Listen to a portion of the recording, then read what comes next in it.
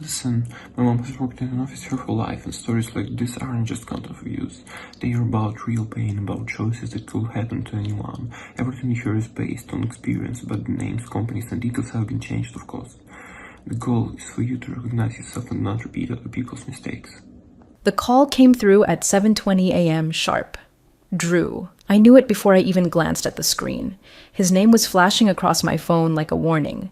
I'd been at Stradium Core for 12 years, long enough to know exactly how this moment would play out. The sudden edge in his voice didn't surprise me.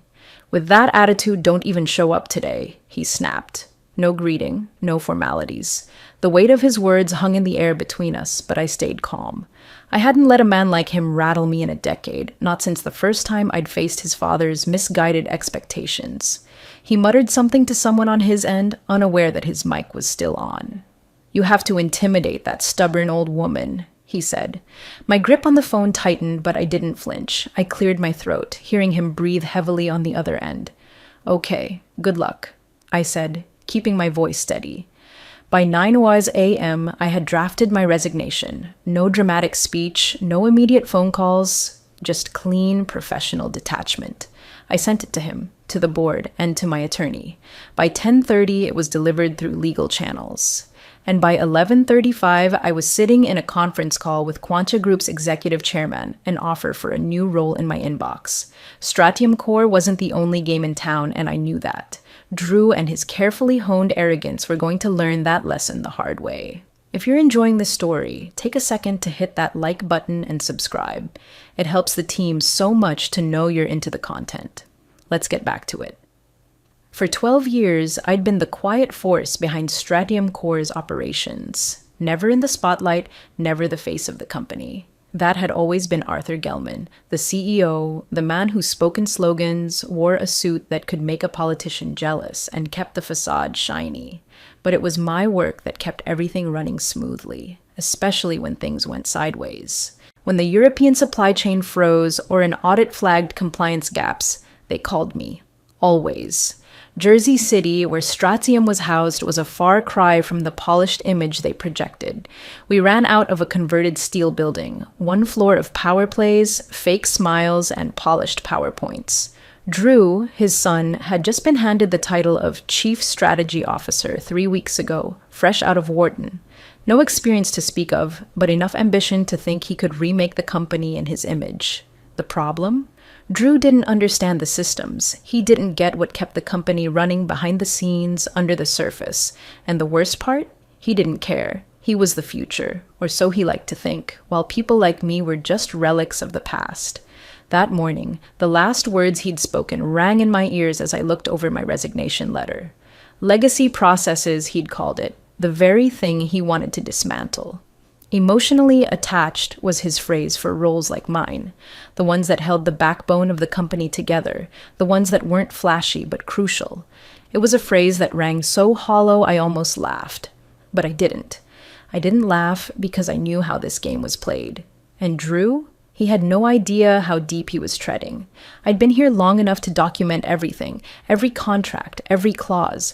I'd kept the files organized and airtight. Section 22C, my little gem, was more than just a clause. It was the reason Drew's arrogance would soon catch up with him. They say you don't need to shout to make an impact. The most powerful people I knew were the ones who understood the art of quiet influence.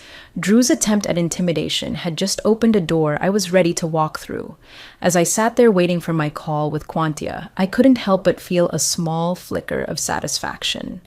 The legal department at Stratium would be busy today, scrambling to figure out how to handle the fallout. Drew and his leaner ops were going to learn that Legacy didn't disappear just because they wanted it to. It wasn't loud. It wasn't flashy, but it was solid, and it was untouchable.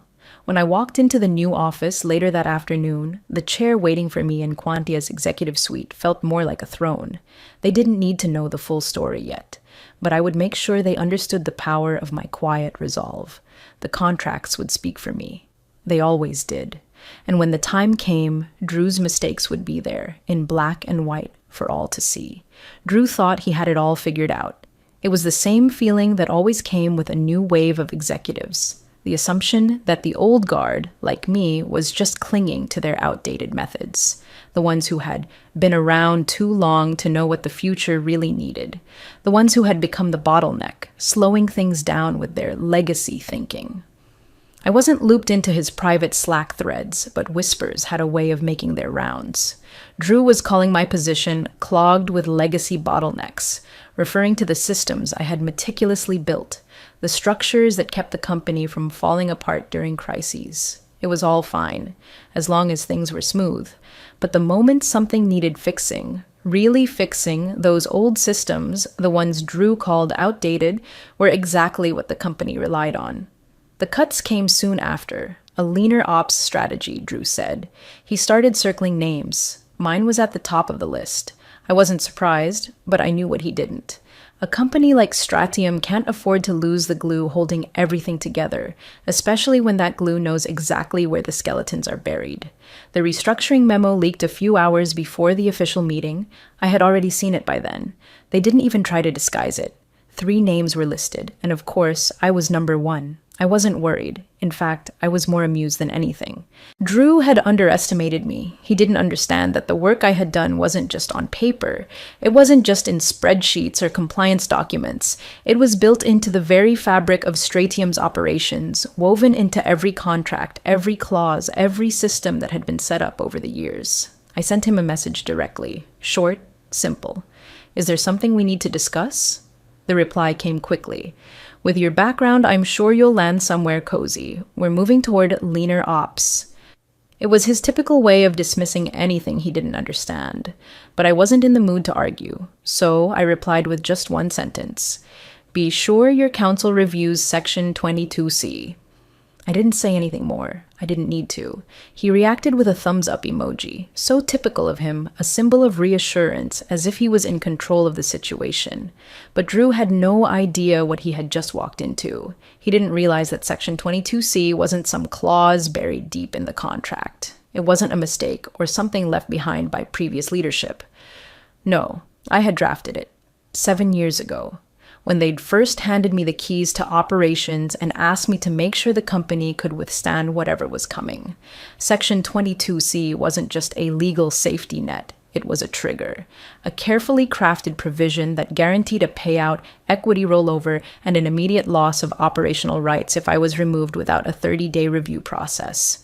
Drew could fire me all he wanted, but the consequences had already been written into the documents, and I had made sure that no one, not even a freshly minted Wharton graduate, could overlook it. He didn't know it yet, but I had just given him a silent warning, a signal that he had stepped into a game he didn't understand, a game that was already stacked in my favor. The arrogance in his response wasn't just a reflection of his youth. It was a sign of his complete ignorance about the foundations of the company. He thought I was just some relic holding on to a job too long. But what he didn't realize was that I was the one who had been holding everything together. And now it was his turn to learn that the quiet ones, the ones who don't need to shout to be heard, are often the ones with the most power. I sat back in my chair after sending the message, watching the clock tick. I knew this wasn't just about a job anymore. It was about the principle of it all, and by the time Drew realized what he had done, it would be too late. The phone rang at exactly 7:20 a.m. that morning, a sharp, unwelcome sound. Drew's name lit up the screen. I didn't need to answer it, but I did anyway. I could already feel the tension in the air, the weight of everything about to shift. He didn't waste time. With that attitude, don't even show up, he barked. There wasn't a single shred of kindness in his voice. Before I could respond, I heard him muttering under his breath, thinking I couldn't hear him. You have to intimidate that stubborn old woman. I didn't flinch. I didn't get angry. I didn't even feel the need to correct him. Instead, I smiled to myself. I was far from intimidated. In fact, I found it almost amusing. Drew had no idea what he was dealing with. I simply said, "Okay, good luck." I waited for the click of the phone, the final sign of the conversation ending. Then, in the silence that followed, I took a deep breath, my pulse steady. The phone call was only the beginning. I knew exactly what to do next. By 9 a.m., I was already drafting my exit notice. Not a dramatic farewell email or emotional text, just clean, precise wording. A few simple sentences that would mark the end of one chapter. By 10:30 a.m., I had already signed it and sent it off. Not by regular email, no. I wanted to make sure there were no misunderstandings. I had it delivered via legal courier, CCing external counsel and the board. I wasn't giving anyone the chance to claim they hadn't seen it. I wasn't playing their game. By 11:35 a.m., I was on a call with Quantia Group's executive chairman. The offer had been in my inbox for hours, and I'd known since the night before that it was the right move. They were eager to have me. I could feel it in every word spoken, every confirmation that followed. Sarah, we want you to join us as Chief Operating Officer. The role is yours, effective immediately, the chairman said. There was no hesitation in his voice. Thank you, I said calmly, a slight smile tugging at the corners of my mouth. I'll review the details and get back to you shortly. I hung up the phone and leaned back in my chair, allowing myself a quiet moment of satisfaction. Drew, in all his arrogance, had thought he was firing me. He'd thought he was getting rid of an obstacle. What he didn't realize was that he was the one who had just handed me the keys to my next victory. No need for drama. No need to shout, just patience, strategy, and the leverage I had quietly built over the years. I wasn't going to fight for what I'd earned. I was simply going to walk away, and when I did, everything I had worked for would follow me step by step into a future where I was the one in control. I didn't need Drew's approval, and I didn't need anyone else's validation. I had the contract, and I had the position. The game had changed, and I was already a step ahead. There was no farewell email, no Slack message saying goodbye. I didn't need to announce my departure with flair. The silence itself was my statement. Drew expected me to leave quietly, to slip away without causing a ripple, as if I was just another casualty of his leaner operations dream. But in that silence, I knew something he didn't. By 9 a.m., my resignation had been delivered, and I was already at my desk, calmly reviewing the details of my new role at Quantia. I wasn't looking for vindication. I was simply moving forward, one calculated step at a time. The phone hadn't rung once. No frantic calls from Drew, no last-minute attempts to salvage what little power he thought he still had. Then, around noon, it started. I could feel it in the air, that first whisper of panic. Drew's morning had gone very differently than he expected. Legal called him in for a closed session, a 90-minute meeting that I'm sure was full of uncomfortable questions and frantic pacing. They weren't talking about legacy bottlenecks anymore. They were talking about the clause I'd left behind. Section 22C. I had written it 7 years ago, buried deep in the legal framework of my contract. It was simple, clear, and ironclad. No one would ever catch it, not unless they tried to force me out. And I knew they would. I was prepared for this moment. Removal, constructive or actual, of ops director without 30-day review triggers, binding payout, equity rollover, and operations rights sunset per Appendix D. That was the language. Simple, straightforward, and precise. The appendix? 47 pages of detailed contingencies. Every possible scenario for what happened next had been thought of, and every penalty was calculated, each one more impactful than Drew could possibly fathom. The total impact. Mid-seven figures in immediate payouts with cascading delay penalties that would eat into the company's future projections, all tied to the compliance workflows I controlled. By the time legal finished reviewing it all, Drew's arrogance had shifted to something more akin to panic. "This is insane," he muttered, probably in disbelief that something so simple could have been overlooked for so long. But it wasn't insane. It was meticulous. Every word in that clause had been chosen for a reason. And now, Drew was finding out the hard way just how much he didn't understand the company's operations. Arthur, the CEO, finally called me. His voice on the voicemail was strained, tinged with that familiar sense of urgency. "Sarah, I need to talk to you about this. This isn't how it's supposed to go down. Call me." I listened to the message twice, but I didn't return the call. There was nothing to say. Arthur wasn't the one who needed to understand what was happening. Drew was. Drew was the one who had waged his little war against the people who kept the business running smoothly, and now he was the one who was going to pay the price. I let the phone ring as the hours stretched on, knowing that the legal team was scrambling, knowing that Arthur was trying to spin a story that could reverse the damage. But it was too late. Drew had made his move, and the contract I'd carefully crafted was now executing itself. The real kicker? The payout wasn't the worst part for Stradium. No, the worst part was the compliance workflows. Those were the real heartbeat of the company. Without them, Stradium wouldn't be able to function. They couldn't just cut me out of the picture and expect things to go smoothly. The longer they delayed, the worse it would get for them. I didn't need to gloat. I didn't need to say a word.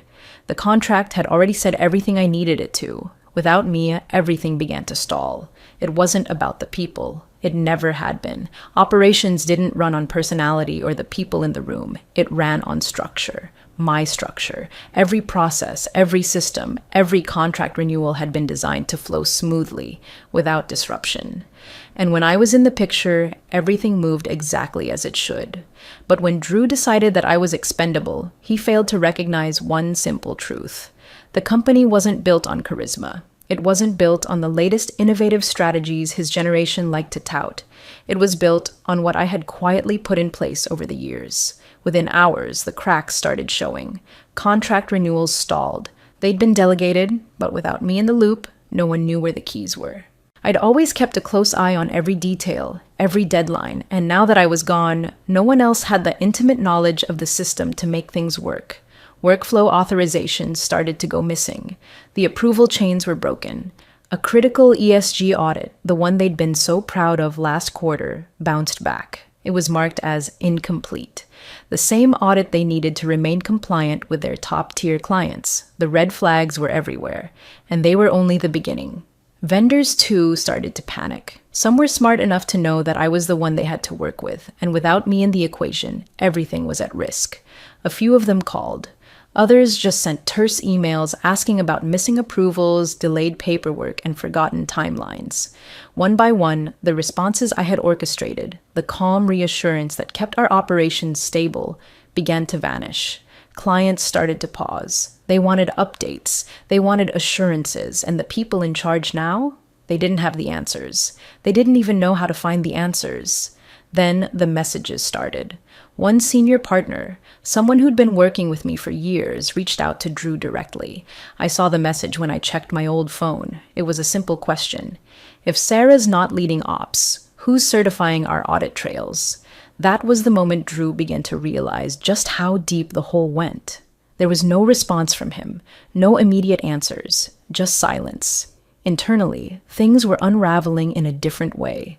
Junior staff who had once worked with me, who had followed my lead and trusted my instructions, started reaching out through Signal. They needed templates. They needed access. They needed files that only I had access to. The system I had built wasn't just about me sitting in an office. It was about training, about maintaining the continuity of knowledge, about understanding exactly what needed to be done to keep the entire operation in sync. I didn't respond to any of them. I didn't need to. Instead, I archived the messages. Every single one. They were the last signs of a system in turmoil, and they would serve as proof that no one understood just how much they relied on me until it was too late.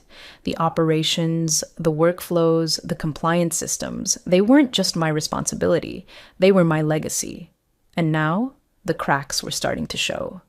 Drew could think he was moving toward leaner ops, but what he didn't realize was that leaner ops doesn't work when the foundation has been torn out.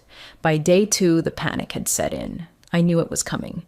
The legal team at Strachem was already deep into Section 22 Seni, parsing the clause word by word, searching for any loophole they could exploit to get out of the mess Drew had just dragged them into.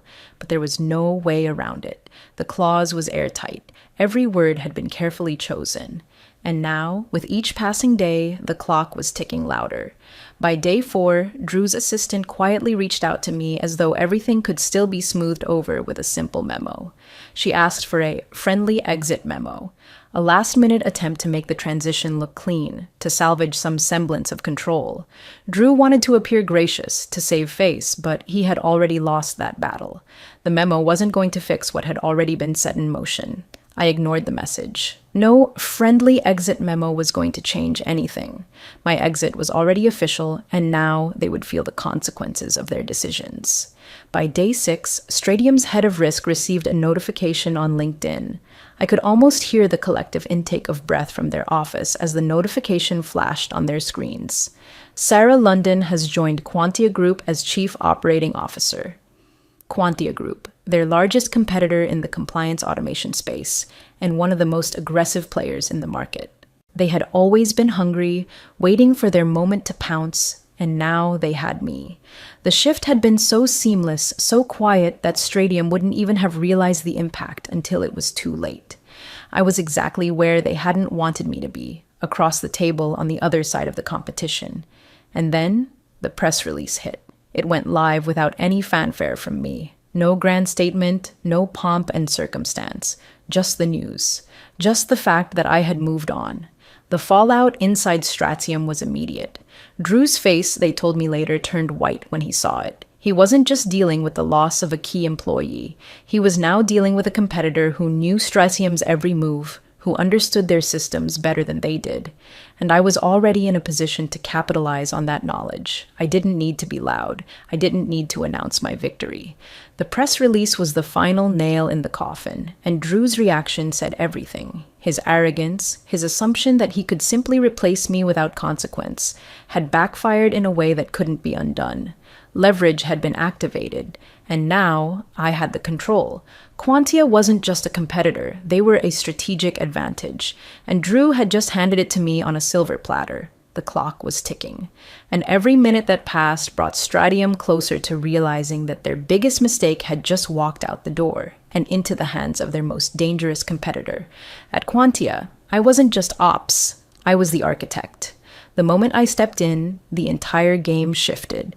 We launched a new division focused on automation certifications, a field that had always been Stratium's domain, but now, with me at the helm, it was no longer theirs.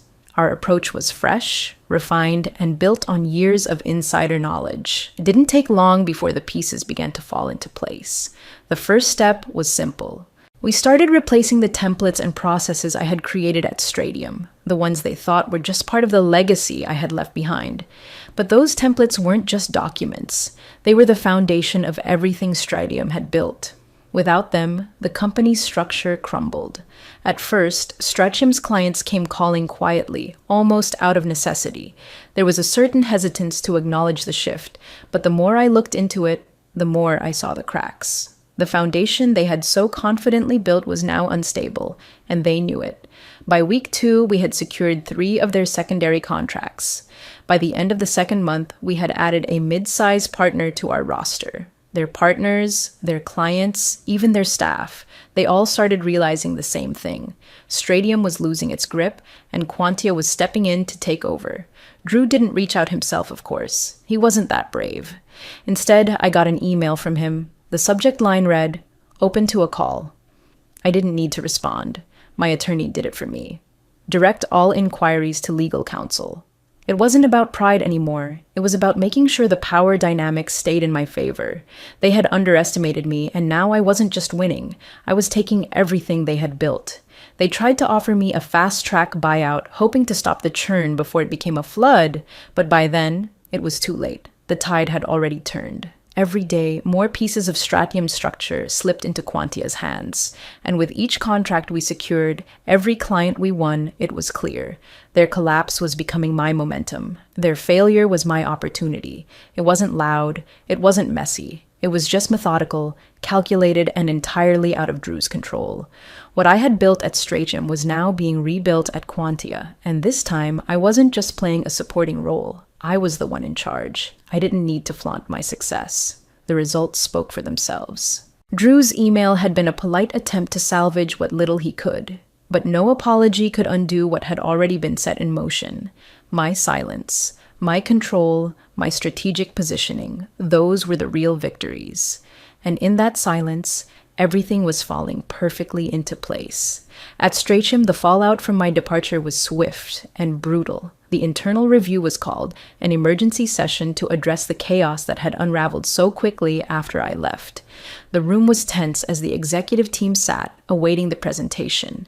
They knew what was coming, but no one expected the full scale of it to be laid out so starkly. The 11-slide deck was delivered to each of them, a painful reminder of just how much they had underestimated the situation. The first slide hit them hard. Section 22C, triggered. There it was, in black and white. My clause had been activated, and with it, everything they had tried to do, every effort to cut me out and replace me, had come back to haunt them. The consequences were irreversible. Slide 6 read, Client Migration Risk. It showed just how many of Astratium's clients had begun to follow me to Quantia. They weren't just hesitant anymore. They were moving, quietly but surely, into the arms of our competitors. The data was irrefutable. The loss of key clients wasn't just a possibility, it was already happening. By slide 10, the full scope of the operational damage was clear. Operational downtime forecast. Systems were down, approvals were stalled, processes were grinding to a halt. Vendors were refusing to move forward, and junior staff who relied on the processes I had built were now scrambling to catch up. The ripple effect was catastrophic. What they had once taken for granted was now a massive liability. And then, slide 11, Quantia Group market capture, preliminary. The data showed the early stages of our market takeover, how my transition from Stradium to Quantia had sent shockwaves through the industry. Stradium was losing ground, fast, and the competitors who had been watching from the sidelines were now stepping in to claim what had once been theirs. The impact was both immediate and profound. The room was silent as the slides flicked by. No one could speak. Not even Drew, who had been so confident in his plan to modernize the company, to remove the so-called legacy that was standing in his way. When the final slide faded away, the CEO, Arthur, sat there for a full minute, staring at the screen in disbelief. The weight of what had just been revealed was settling in. He finally broke the silence, his voice flat and tired. "You didn't vet this?" His words weren't a question. They were an accusation, aimed at Drew, who had driven the decision to remove me. Drew mumbled something about outdated documents, as if that would make the reality any easier to swallow. But the truth was clear.